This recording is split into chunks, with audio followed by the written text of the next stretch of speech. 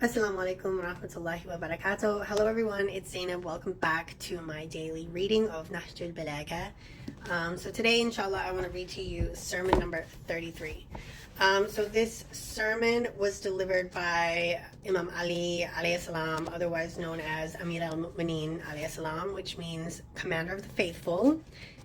He was the fourth rightly guided Caliph of Islam, and but to me, being Shia, he was the first leader of Islam after the Prophet Muhammad, peace be upon him and his family. So he is my official first Caliph, first Imam, but some non-Shias consider him to be the fourth rightly guided Caliph. Anyway, so he delivered this sermon before he marched out to fight the people of Basra.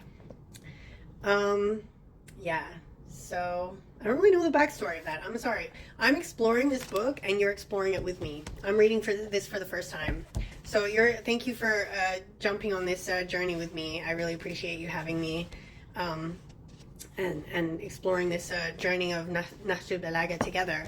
This book, Nahjul Balagha, means path of eloquence, and it was compiled into a book. What it is, it's a compilation of all the sermons and some letters. So all the sermons that were delivered by Amir al-Mu'mineen alayhi salam during his caliphate, and some letters that he wrote as well during his caliphate.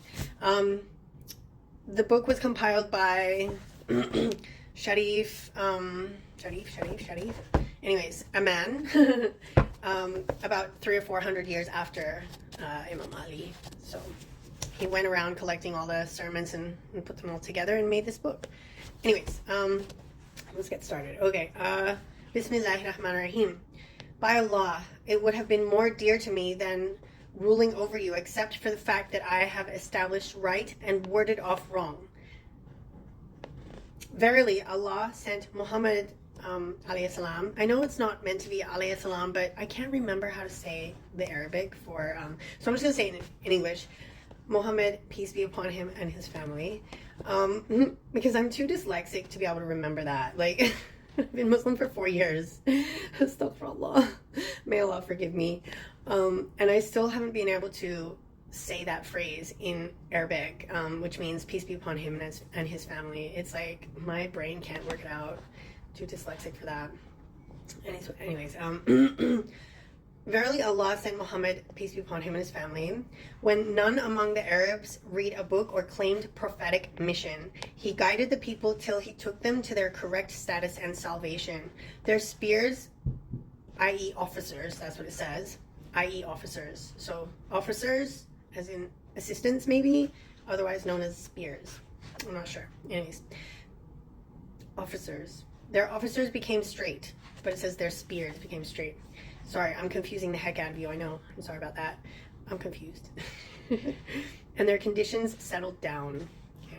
By Allah, surely I was in their lead till it took shape with its walls. I did not show weakness or cowardice. My existing march is also like that. I shall certainly pierce the wrong till right comes out of its side. What cause of conflict is there between the tribesmen of Quraysh and me? By Allah, I fought them when they were unbelievers, and I shall fight them when they are misled.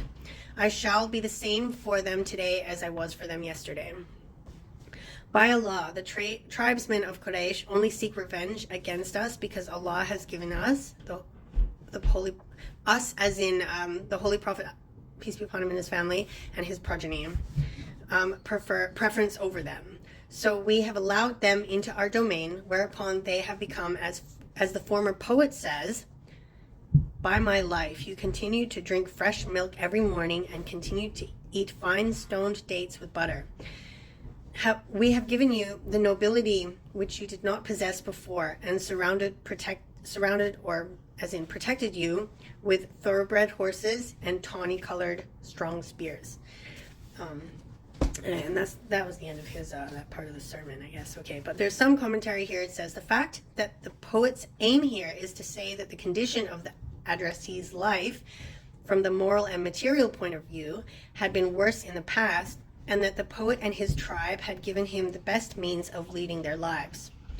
But as a result of this improved condition, the addressee has completely lost himself and forgotten his past condition, thinking that he had led this kind of life before.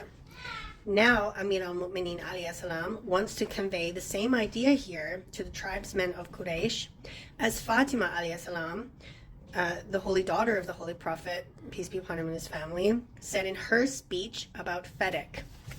Okay, so Fadak, so she made a speech to Abu Bakr because Abu Bakr confiscated land from her after the Prophet died, peace be upon him and his family.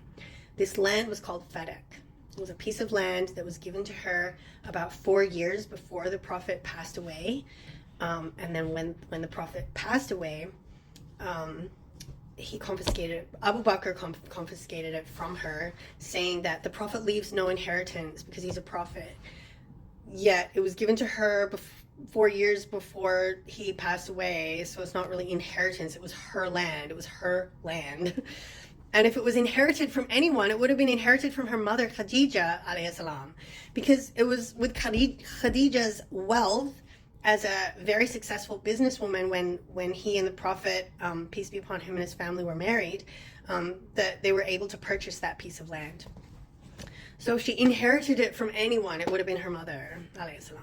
Anyways, sorry, I went off on a tangent there, as I sometimes do. Okay, so her speech about Fadak to Abu Bakr, she quoted the Quran, chapter 3, ayah number 103, which says, "O people, you were on the brink of the pit of hellfire."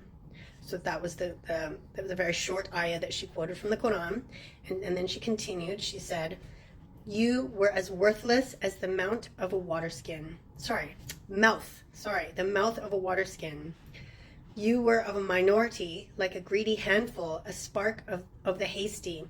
You were as downtrodden as the dust under your feet. You drank dirty water. You ate untanned skin. You were abased and condemned. But Allah has rescued you through my father, Muhammad, peace be upon him, his family."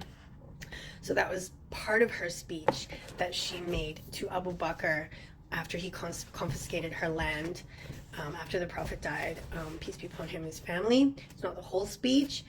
Please, if you can, look up her speech and read it for yourselves. Maybe I'll read it to you one day, inshallah.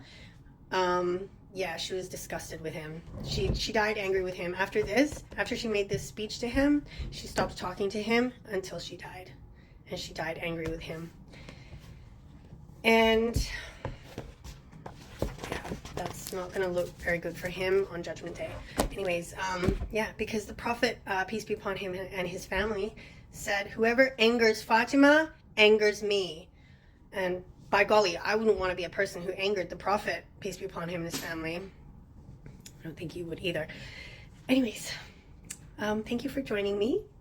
And inshallah, join me again tomorrow as I read more Nahjul Balagha for you, inshallah. Okay, have a blessed day, stay blessed, and stay tuned.